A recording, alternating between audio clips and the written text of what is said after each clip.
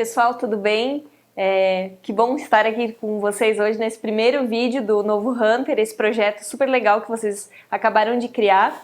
E para a gente começar esse papo, eu queria entender um pouquinho de como surgiu essa iniciativa do Novo Hunter.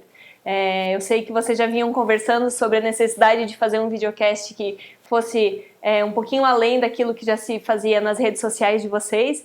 Então vamos começar esse papo entendendo quem são essas duas pessoas que estão aqui comigo hoje. Roberto, conta um pouquinho da tua trajetória pra gente e em seguida a gente conversa com o DJ também. Bom, vamos lá, Sabrina. Na realidade, assim, eu sou engenheiro químico, né? Estou no mercado há 30 anos. Comecei trabalhando como engenheiro, depois como consultor. A empresa de consultoria já tem 22 anos. E ao longo desses 22 anos eu fui experimentando algumas situações dentro da consultoria, né? Então comecei com consultoria na área técnica, depois consultoria para a área de gestão. Mais recentemente, coisa de uns 15 anos para cá, né? Então não é tão recente, a gente vem trabalhando com a parte comercial, né? Estratégias comerciais, planejamento, estratégia de negócio, mercado. O Novo Hunter, especificamente, começou com uma percepção minha com relação ao mercado. Aí acabei desenvolvendo uma palestra, né, em função desse novo momento, né, pós-pandemia, durante a pandemia, a necessidade de adaptação do profissional para poder continuar caçando negócio, caçando oportunidades e prosperando. Assim nasceu a ideia do Novo Hunter. Então o Novo Hunter começou como uma palestra. E dessa palestra teve lá a sua presença no Instagram. E numa conversa recente com o DJ, a gente entendeu que esse nome, ou essa persona, o Novo Hunter, cabia dentro de algo que eu já vinha procurando e ele também, que era um videocast. Então os podcasts já existem para mim há muito tempo, mas o videocast não. E aí entrou essa parceria com o DJ e a gente vai começar a desenvolver esse trabalho e essa parceria ao longo desses episódios. DJ, e conta pra gente também um pouquinho da tua trajetória e como é que você chegou até o projeto do Novo Hunter. Bom, eu sou publicitário de formação, fui sócio de agências de comunicação em São Paulo e aqui em Santa Catarina. Já estou há 30 anos no mercado de comunicação e marketing, mas há 10 anos eu trabalho com consultoria especificamente, consultoria de marketing estratégico e gestão de marcas, uma consultoria de branding. E conversando com o Roberto, né, a gente viu, temos essa convergência de ideias para entender e atender esse novo perfil do profissional de gestão que está enfrentando desafios, que está num cenário cada vez mais complexo, né, que tem que atuar de maneira multidimensional, né, para responder essas demandas do mercado e oferecer soluções cada vez mais complexas e completas também. Então a gente tem aqui consultoria empresarial e consultoria de marketing, de branding, e aí a gente junta isso para o Novo Hunter. Quem é o Novo Hunter? Eu acho que esse profissional que tenta ser cada vez mais completo, tenta equilibrar a sua vida profissional, né, e a pessoal, e tem um novo modelo de gestão, um novo modelo de gestão do tempo, um novo modelo de gestão estratégica, uma nova abordagem para construir esse futuro melhor para a empresa, para as pessoas que estão na empresa, para a comunidade e para a sociedade como um todo, né? Já é um profissional que vem muito de um processo de adaptação também, né? Falando aí em 2 anos de pandemia, o que vocês sentiram também do mercado quando vocês elaboraram esse projeto? Quem é esse profissional também em relação a isso, a adaptação de mercado? Na realidade, assim, quando a transição ou a adaptação ela já vinha acontecendo. Só que a pandemia ela causou vamos dizer assim, primeiro que um pânico generalizado nos profissionais, independente da área que ele atua, porque ele não sabia como seria, né, esse novo posicionamento dele de mercado. Ele precisou se adaptar muito rápido. Eu acho que o digital foi o ponto crucial nesse processo, porque ele saiu de um analógico digital, um híbrido ali, para durante um período curto, sei lá, 6 meses, 100% digital. Muitos se apavoraram porque sequer tinham presença digital, sabiam mexer com isso, e houve a necessidade dessa adaptabilidade. Essa adaptabilidade veio acontecendo, mas contra o que muitos acreditavam, que vamos dizer assim, com o diminuir da pandemia, ele voltaria para o analógico, para o tradicional, para o trivial, para o presencial. Ele percebe que a realidade de algumas empresas é 100% digital, de outras é um híbrido digital e presencial, mas praticamente ninguém voltou para o que era. Então houve uma transformação. Esse profissional precisou de fato acelerar E eu acho que assim, quando a gente pensa no novo Hunter, quem é esse novo Hunter? Na realidade, ele é um cara, ou uma persona, vamos dizer assim, né? Porque ele tem que ter coragem, ele tem que não ter medo de se expor. Eu acho que esses 2 últimos anos nos propuseram isso, né? A coragem de enfrentar coisas novas, independente de quanto risco vamos estar correndo. Eu acho que esse momento que a gente está aqui, o videocast, é um exemplo clássico disso. Eu tenho a minha história, o DJ tem a história dele, a gente já construiu trajetória ao longo de um certo tempo, né? E de repente a gente precisa estar criando um cenário totalmente diferente e correndo esse risco. Mas é um risco bacana de correr porque na realidade assim, ele nos proporciona de novo o frio na barriga de talvez de 30 anos atrás, 25 anos atrás, quando o cara começou com esse processo. Como eu estou na consultoria há 22 anos, então o frio da barriga de 22 anos atrás, de você se reinventar, de você se propor coisas novas.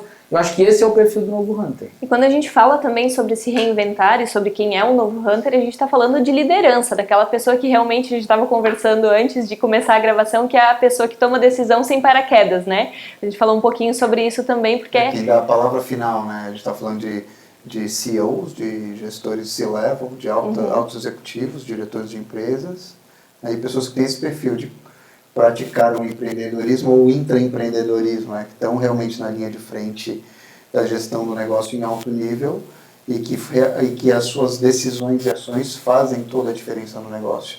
E não só olhando para trás, para a história das pessoas, mas muito também para o que essas decisões vão causar daqui para frente, né? Como que ele vai se posicionar nesse mercado em transição para que realmente tenha um futuro na sua empresa, no seu negócio, né?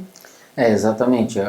Quando a gente pensou no projeto, a gente conversou, né, sobre alguns cafés, né, a gente acabou tomando vários cafés e pensando, e quando o DJ fala que a gente pensa em CEOs, na realidade assim, a gente queria justamente aquela pessoa que estava na linha de frente. Então é aquela pessoa que estaria tomando as decisões mais complexas dentro da organização, se ela estaria ou não preparada, e a nossa intenção é trazer para o videocast sempre pessoas que estejam com este propósito, né? Então é quem está ali decidindo, quem está se expondo, quem está correndo na direção a favor ou contrário ao processo e tentando transformar. Transformar o quê? Transformar o seu negócio, transformar a sua empresa, transformar a sua comunidade, porque na realidade hoje isso é muito vamos dizer assim, essas coisas não se separam mais, né? Eu acho que os últimos 2 anos nos proporcionam outra situação, né? Que é deixar com que a empresa invadisse a nossa casa e a nossa casa invadisse a nossa empresa. Com o home office foi justamente isso, né? A gente está levando uma coisa junto com a outra e acho muito difícil da gente dissociar. E esse novo Hunter, no fundo, é o cara que tem que ter bons resultados no corporativo e ao mesmo tempo ter o equilíbrio, né? Na saúde, a inteligência emocional também desse processo, né? De passar por uma transformação tão grande e se manter de uma forma que você possa continuar dando a confiança para sua equipe também, né? Sim, porque os desafios vão continuar e vão ser diferentes. Passada a pandemia, que ainda está nessa fase final, mas tem cada vez mais novas emoções, né? Então, o líder está enfrentando situações totalmente diferentes. E a gente ainda está numa fase de transição, entendendo que esse modelo híbrido ainda está sendo estabelecido, ele não está definido, né? As pessoas ainda estão testando. Tem empresas grandes ainda sofrendo com essa definição de modelo, por exemplo. Saiu de um modelo e quando a gente traz para a nossa escala, ou para a escala da gestão, né, humana, a gente tem que entender esses desafios também, e aí eu acho que um dos grandes objetivos do projeto é esse, a gente conversar sobre esses temas, né, porque entendendo o desafio que cada um está passando, a gente pode ter insights, ideias para colocar em prática de maneiras diferentes também, né? Até porque, na realidade, assim, né, algumas empresas, principalmente as indústrias, elas têm um comportamento muito diferente de alguns segmentos, né, de empresas que permite, de repente, o home office com muita facilidade. Quando a gente traz para o viés da indústria, eu atendo muitas indústrias, né, além das empresas que não são indústrias, mas eu atendo as indústrias. E eu sempre vejo essa dificuldade, assim, algumas das linguagens ou alguns dos conceitos que a gente tenta trazer, não, fica em casa, faz isso, faz aquilo, na indústria não dá, o cara tem uma linha de produção, né? Então ele precisa, na realidade, flexibilizar, se atualizar mas ao mesmo tempo ele tem que obedecer a alguns critérios que às vezes fazem parte de uma certificação que ele tem dentro da organização dele e que exige presença, que exige rotina, então assim, pensa na complexidade, e isso vai ser muito bacana quando a gente puder conversar com esses profissionais, né, DJ? A complexidade de você se tornar atrativo para a mão de obra, sendo proprietário ou diretor de uma indústria onde todo mundo, ou grande maioria, pode trabalhar home office, pode trabalhar com mais liberdade, e você ainda está colocando lá no cara uniforme, sapatão, capacete, né? Então é um negócio bastante complexo. Né? E para entender que não é receita de bolo, né? Porque a gente tem, inclusive outro objetivo é elevar o nível da discussão, a gente ter uma conversa no nível mais elevado sobre essas questões complexas, essa compreensão de contextos para conseguir construir soluções mais completas. Então, a nossa ideia é trazer pessoas para contar a sua experiência nessa resolução de problemas, nessa compreensão de contextos e nessa construção de propostas de valor consistentes para o mercado e para os seus, né, para todos os stakeholders, né, para todas as partes interessadas, para efetivamente construir valor e ter impacto positivo para a comunidade, para a sociedade. Eu acredito que esse é um grande diferencial do projeto, né? A gente vai conversar e vai ver vocês conversando com vários segmentos. Então a gente sai daquela coisa tradicional de quem pode, de repente, trabalhar só no home office, mas a gente olha também para a indústria, para o agro, né? Então a gente vai ter vários segmentos aqui também, né? Quando a gente começou a fazer uma lista prévia, né, porque essa lista vai sendo acrescentada à medida que o tempo passa. Num primeiro momento a gente fez o quê? A gente sentou e analisou assim, aonde estão os nossos relacionamentos, aonde a gente consegue com a maior velocidade e assertividade trazer pessoas que façam sentido para o projeto e de segmentos mais distintos possíveis, até para a gente tornar esse projeto atrativo para quem assiste, e preferencialmente de diferentes regiões do Brasil, que era uma outra questão que a gente também queria. Porque o Brasil é continental, né? Exato. Não é o que funciona no sul, de repente não se encaixa para a rotina do Nordeste, por exemplo, né? Perfeito. E quando a gente começou a listar, o que foi muito bacana é que o DJ conhece muita gente de diferentes lugares e de diferentes segmentos, a mesma coisa acontece comigo. E na medida que a gente fez os primeiros contatos prévios, né? Porque a gente está startando o projeto, a adesão foi quase que instantânea. Não, estamos juntos, vamos fazer. E eu acho que esse é o lado bacana. Num primeiro momento a gente imagina ter um formato mais, vamos dizer assim, mais consolidado, dentro de um estúdio, dentro do local como a gente está fazendo agora, mas nada impede, né, DJ, que no futuro a gente faça a coisa meio que itinerante, até para atender, de repente, uma demanda quando a gente está fora de um determinado cliente e faça um bate-papo a respeito do novo Hunter, porque existem inúmeros novos Hunters espalhados pelo Brasil, né? É um novo perfil, um novo momento, um novo desafio de mercado. A gente acredita que essa discussão é super pertinente e que as pessoas têm muitas histórias boas para contar e mostrar como elas estão pensando para resolver essas questões todas. Né? Interessante que quando a gente fala de novo Hunter, não necessariamente são os empreendedores recentes, né? A gente está falando também, e olhando essa listagem prévia, até fica como um spoiler para quem vai assistir, tem pessoas que já têm aí 10, 20, 30 anos de mercado e que vão estar nesse projeto, vão conversar com vocês, porque não é olhar e deixar essa bagagem de lado, mas se reciclar para esse novo momento, né? E olhar para os novos desafios também. Essa preocupação, particularmente eu sempre tive, e eu acho que ela começa a ficar mais latente na medida que a gente envelhece, né? Então, como hoje a minha idade vai avançando, eu estou com 50, né? Migrando para 51, você começa a olhar que Novo Hunter também é um cara de 50, também é um cara de 60, e na realidade no fundo, o Novo Hunter é um conceito. E o que é esse conceito? É a pessoa que se reinventa no momento que se faz necessário essa reinvenção. Pode ser alguém de 70, 80, 90, 50 ou 30. Depende muito do momento que ele está vivendo e da forma como ele encara. Nós vamos encontrar novos Hunters com 50 ou 60 anos de idade e nós não vamos encontrar, às vezes, novos Hunters com 18 ou 19 porque o cara está entendendo que aquilo que ele está fazendo está mais do que bom e ele não quer mudar. Então eu acho que é muito mais conceito do que faixa etária, do que aonde a pessoa está ou do cargo dela. É mais uma atitude, né? Um modo de ver o mundo dos negócios, um modo de ver a sua função no mundo do trabalho e da sociedade. Então essa é a nossa busca, né? A gente quer esses insights essas soluções e essas ideias. Você, DJ, que trabalha muito com rebranding, e aí vê empresas que estão há 10, 20, 30 anos fazendo a sua comunicação de uma forma bastante parecida e de repente passam por esse projeto de rebranding, e a gente pode fazer uma analogia também com o novo Hunter, né, que também vai passar por esse momento de mudança. Sim, mas sempre lembrando de que tem que ser mantida a essência, né? A gente tem que pensar nisso. Então, mudam os desafios, mas a essência tem que ser a mesma, né? De buscar soluções, de trazer propostas de valor, de entregar valor para o mercado. E as ferramentas mudaram, o cenário mudou, a velocidade mudou, o comportamento dos consumidores mudou, as tecnologias mudaram, né? E as pessoas têm que se adaptar a isso da melhor maneira possível para construir valor.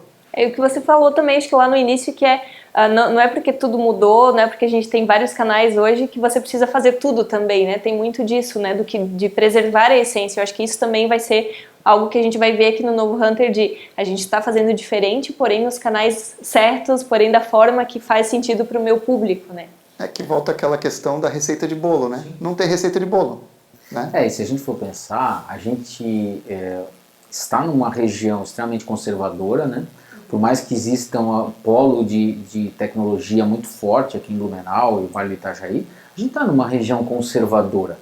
E por ser conservadora tem um lado interessante que, assim, o importante é a essência. E as indústrias ou as empresas daqui da nossa região e de boa parte das regiões do Brasil, elas têm o DNA, né, familiar. Eu volta e meia, principalmente eu estudo bastante isso. Hoje mais de 80% das empresas do Brasil são familiares. E é muito difícil uma empresa familiar não ter um viés um pouco conservador. Num determinado momento você faz essa mistura. Mas isso não quer dizer que não sejam menos competitivas, que não sejam menos inovadoras, que não sejam menos profissionais na forma de agir junto ao mercado por serem familiares. O viés familiar é porque ela nasceu assim. Acho que o Brasil oferece para a gente, Sabrina, uma possibilidade ímpar de falarmos de distintos negócios e de iniciativas muito interessantes ao longo desses bate-papos que a gente vai ter aqui com o videocast do Novo Hunter. O que é legal a gente falar e a gente conversar muito sobre isso, eu e o DJ, é que a gente não quer, não que não possa ter, né, mas a gente não quer que seja aquele tipo de projeto onde o cara vem e conta a história deles somente. Isso é bacana, isso é importante porque a história nos traz muitos insights. Mas a gente quer mais do que a história. A gente quer a história mais o que ele vem fazendo e o que ele pretende fazer. A gente quer esse olhar para frente. A gente quer olhar para o futuro. A gente não quer só o olhar para o passado. O olhar para o passado é fantástico, mas eu quero que a pessoa, DJ, a gente quer que a pessoa nos dê algumas dicas aí para o futuro para a gente se apropriar de algumas boas ideias, né? Imagino até que a gente vai ver alguns desafios, de repente, no sentido de ver os gestores falando das suas dores também, né? Não só da sua receita de sucesso, mas também daquilo que lhe incomoda, o que é difícil, né? Nem tudo são flores. É importante ter esse outro lado, né? E é essa questão do equilíbrio, né? Nem tudo é só a vitória, a gente tem que mostrar quais são os desafios e como que a gente está... E esse processo de solução, né? Para criar coisas novas, para inovar, para criar produtos novos, para resolver problemas que estão acontecendo. O que vai acontecer no pós-pandemia? O que vai acontecer? Tá, mas e qual é a próxima crise? E o que a gente vai enfrentar? E qual é a nova tecnologia? E o que pode te tirar do mercado? E o que você está fazendo em relação a isso? E como que você está construindo o futuro? Como você está enxergando? Quais são os cenários possíveis? E por aí vai. Para o espectador também, muito daquilo que ele se vê diante dele, né, dos desafios que ele se vê diante dele durante o seu processo de trabalho, ele vai poder também ver bastante insight aqui nesses bate-papos, né? Então é muito mais também de apoiar quem está do outro lado lá do vídeo, né? Bom, na realidade tem dois pontos focais que eu acho que são bem importantes da gente comentar. A gente teve uma aceleração muito grande no mercado, ou seja, criou-se uma necessidade de muita velocidade. Velocidade na resposta, velocidade nos trabalhos, velocidade nos conteúdos gerados, velocidade. E ao mesmo tempo, um problema que já se tinha e que foi, vamos dizer assim, potencializado é a ansiedade. Então eu considero que um dos pontos que a gente vai precisar conversar muito, e eu tenho vivido muito isso nas minhas mentorias e consultorias com os meus clientes, é a gente conseguir equacionar a velocidade de responder à expectativa do mercado e ao mesmo tempo o controle sobre a ansiedade, principalmente da equipe da empresa e às vezes até do próprio gestor. Então tem gestores experientes hoje que foram atropelados por essa velocidade que se transformou em ansiedade.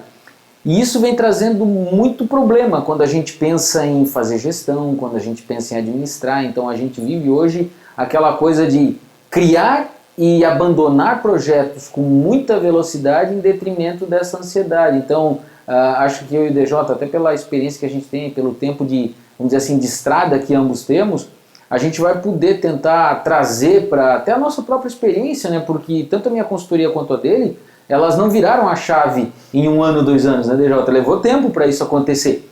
E hoje eu percebo que as pessoas, elas começam um projeto e se ele não parar de pé em 1, 2 dias, ou em 1 mês ou 2 meses, o cara já pula para o próximo. Então é um problema interessante e ao mesmo tempo que a pandemia nos trouxe. Eu complementaria também dizendo que a pandemia chegou como um tsunami, né? Uma grande onda de destruição, e as empresas e as pessoas se adaptaram no modo de sobrevivência. Agora passou essa onda e as decisões que foram tomadas nesse modo de sobrevivência. Agora a gente tem que olhar e falar, tá, e como que a gente mantém além da sobrevivência? Como é que a gente mantém a perenidade do negócio? Como a gente utiliza tudo que a gente aprendeu de tecnologia, de relações, de todas as outras atividades para construir a empresa para além de sobreviver, né, prosperar no futuro. Né? Não é porque você sobreviveu à pandemia que você vai prosperar, né? Exatamente. E sucessos passados não garantem sucessos futuros, né? O cenário muda novamente, né? Então, e vai continuar mudando. E outra crise está à espreita e por aí vai. Né? Vocês falaram um pouquinho de conexões, dá para dar um spoiler já de quem a gente vai ver aqui, assim, pelo menos o segmento, o tipo de empresa, enfim, dá para trazer já um pouquinho dessas novidades que a gente vai ver? Eu acho que assim, na realidade a nossa intenção é não cercear, né, ou deixar de contemplar nenhum segmento. Mas num primeiro momento fica muito claro, por conta dos movimentos de mercado e por conta até das conexões que nós temos, tanto eu quanto o DJ, que a gente vai trazer de certeza pessoas do agronegócio, a gente vai trazer de certeza pessoas do segmento tecnologia, a gente vai trazer de certeza pessoas do segmento industrial mais pesado, né, mais robusto, né, pessoal da área de máquinas, né, maquinário pesado, porque nós entendemos que isso movimenta muito tanto do PIB nacional quanto da questão dos empregos e das oportunidades, e alguns desses segmentos precisaram se adaptar de maneira absurda. Não que os outros não tiveram que se adaptar, mas quando você, de novo, né, a gente volta para a indústria pesada, a adaptação é extremamente mais complexa do que para uma empresa, vamos supor, de consultoria, que nem a minha ou a do DJ. A máquina, né? Não é barata, Nossa, né? É muito complexo. Você tem uma linha de montagem, como é que você interrompe? Você tem 4, 5 caras com Covid, como é que você administra isso? Né? Você fecha a empresa, você não tem home office. Então, a gente quer trazer esses profissionais, né, esses executivos para conversarem com a gente, principalmente para eles contarem um pouco de como eles olham o futuro, se eles vão continuar fazendo do jeito que faziam, o que eles mudarem, até aproveitando o que o DJ falou. Né, se o modo de sobrevivência funcionou e se ele vai manter o modo de sobrevivência ou se ele vai fazer um ajuste, uma adaptação nesse processo, enfim. E também complementando e fazendo um contraponto, a gente quer trazer também startups, né, empresas de tecnologia com modelos escaláveis e repetíveis, a área da moda, a área do design ou a área da economia criativa, que também é interessante a gente falar, né, que é uma outra área da economia que aponta o futuro, que mostra muito o que pode acontecer, né? E que tem modelos interessantes para a gente analisar. Então, a gente fazer esse contraponto e esse equilíbrio, né, entre homens e mulheres em posição de liderança que tem experiências interessantes para compartilhar com a gente. Vocês entendem que esses modelos diferentes de negócios, tanto os tradicionais quanto os mais disruptivos, um pode aprender com o outro nesse processo também? Não sem sombra de dúvida, eu acho que já aprendem e a tendência é continuar aprendendo. Né? Na realidade, assim, se não fossem as startups em alguns segmentos, quando estourou a pandemia, muitas coisas teriam ficado ainda piores. Essa é que é a grande realidade. E se também não fosse o segmento mais conservador, a indústria conservadora, se adaptar rapidamente, produzir máscara, produzir avental, material, E se não fosse esses caras, não teria como produzir, né? Por causa do maquinário e tudo mais. Então, acho que são complementares e a gente tem como aprender muito com ambos, né? Tanto com a velocidade, com a juventude, com a jovialidade dos processos, com esse refresh, mas também com alguns exemplos tradicionais que trazem bons ensinamentos. Esse equilíbrio é importante. É um fato que a gente nós ainda continuamos vivendo no mundo real. Então a gente tem que considerar isso, né? Apesar do metaverso, apesar dos modos alternativos e tecnológicos, a gente ainda continua vivendo no mundo real. E é interessante ter essa visão da realidade, dos produtos físicos, dos mercados posicionados geograficamente, além de comparar isso com as soluções escaláveis, digitais, super inovadoras, etc, etc. Elas se complementam. Assim como o cérebro tem o lado direito e o lado esquerdo, a gente tem que ter isso, né? Potência não é nada sem controle. A gente tem que olhar por diversos aspectos e de várias dimensões para construir essas estratégias para esse novo cenário de mercado. Então, nesse primeiro papo, a gente já pode entender que o novo Hunter, ele é, acima de tudo, um grande observador também, né? Executor, com certeza, mas com certeza. Observador, sem dúvidas. Com certeza. E tem uma coisa engraçada, né? Porque, na realidade, quando a gente se deparou com esse novo momento, eu me preocupei muito, né? Quando surgiu a palestra Novo Hunter, porque nasceu como uma palestra, né? De tentar entender assim, o viés da palestra era para as pessoas da área comercial, eram representantes comerciais, vendedores, porque naquele momento, quando eu vi a necessidade de trazer a ideia desse novo caçador, né, era muito aquela situação assim, cara, a boa parte dos representantes comerciais são pessoas mais antigas, né, mais velhas, a profissão de representação comercial ela é passada muitas vezes de pai para filho, os jovens nem sempre estão conectados com esse ofício. E como é que esse cara ia se adaptar, né? Como é que ele ia sair para caçar? Como é que ele ia fazer essa questão toda? E até porque tinha uma série de restrições, né? Totais, o contato físico não era possível. Totais, né? E muito engraçado é que num primeiro momento existia essa barreira e aos poucos esses profissionais foram se ajustando, foram entendendo. E quando a gente sinalizou, né, a possibilidade de você fazer vendas, né, um cara que é representante comercial, fazer venda utilizando ferramentas digitais, que é um negócio muito novo para ele, porque ele apostava toda, vamos dizer assim, a forma de agir em cima do contato presencial, da visita física. E aí, de repente, ele ficou impedido de fazer essa visita física e ele tinha que usar, sei lá, alguma plataforma que poderia ser uma rede social, ou lá o WhatsApp da vida, ou qualquer coisa, para conectar com o seu cliente, mandar um PDF com as imagens do seu produto e estabelecer uma atratividade suficiente para o cliente fechar uma compra e aí entrar nas startups, que o DJ navega com muita facilidade com essa galera, aonde precisava de um formato de pagamento que fosse seguro, confiável, né? Porque você lembra que você está falando, às vezes, de uma compra industrial. Você não está falando de uma compra, eu comprei um tênis, ou eu comprei uma camiseta, que aí o cara faz um Pix e está tudo certo. Não, o cara está comprando de repente.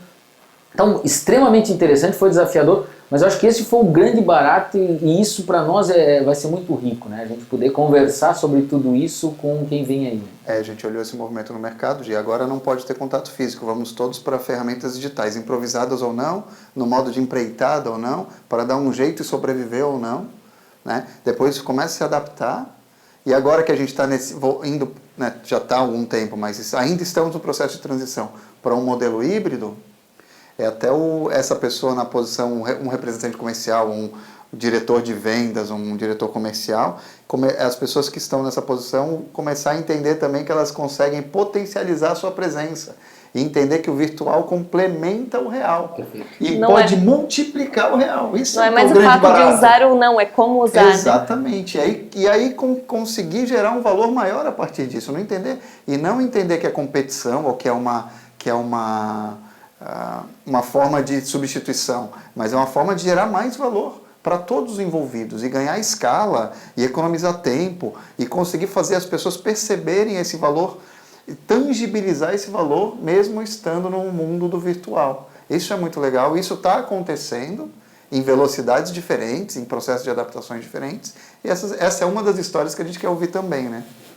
Perfeito. E aí, quem agora está super curioso, quer saber quem vai estar sentado aqui nos próximos bate-papos, de que forma os videocasts vão ser disponibilizados para o público, quais vão ser os canais que vocês vão utilizar para rodar esse projeto?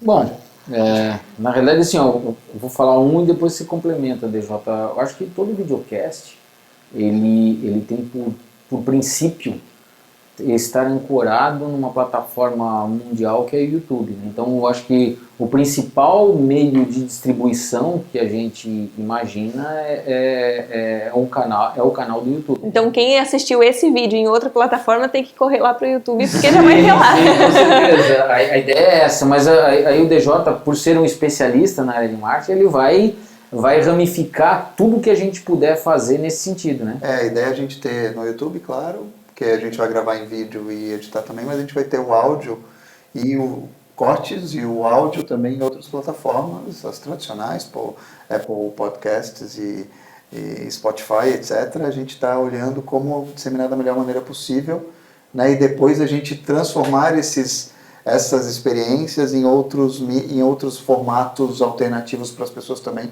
terem acesso, né? A gente acredita muito que tem uma demanda por esse tipo de insight de pessoas bacanas que estão em situações de liderança, em empresas dos mais diversos segmentos, com desafios mais diferentes possíveis, né, e gerando valor real para o mercado e para as pessoas, né? Então é isso que a gente quer apresentar para todo mundo da melhor maneira possível. E aí também para quem quer acompanhar a nova agenda de entrevistados, algumas dicas de gestão, de marca, a gente vai ter o Instagram também do projeto. A gente vai ter Instagram, que já existe, né, o Novo Hunter, as pessoas podem seguir, e a gente vai estar também em outras plataformas como LinkedIn, e estamos analisando outros também para estruturar e acionar. Perfeito, muito sucesso para vocês e eu já estou curiosa para saber quem são os convidados aí, eu quero assistir todos. Em breve a gente começa, né, Sabrina, divulgando o nome, a lista, vamos ver como é que vai ser a forma mais atrativa de fazer essa divulgação para que a gente possa ter o máximo de adeptos para o nosso videocast e principalmente que as pessoas saibam que o nosso principal objetivo é que quem faz a diferença no mercado esteja, né, no Novo Hunter com a gente. Eu acho que mais um outro objetivo é criar comunidade. A gente quer atrair essas pessoas que estão nessa posição de liderança, tendo esses desafios e compreendendo juntos esse momento complexo do mercado, né, e gerando soluções interessantes para o mercado. Então, gente boa, junta e reunida, criando coisas legais. Gente boa, junta gente boa. Exatamente.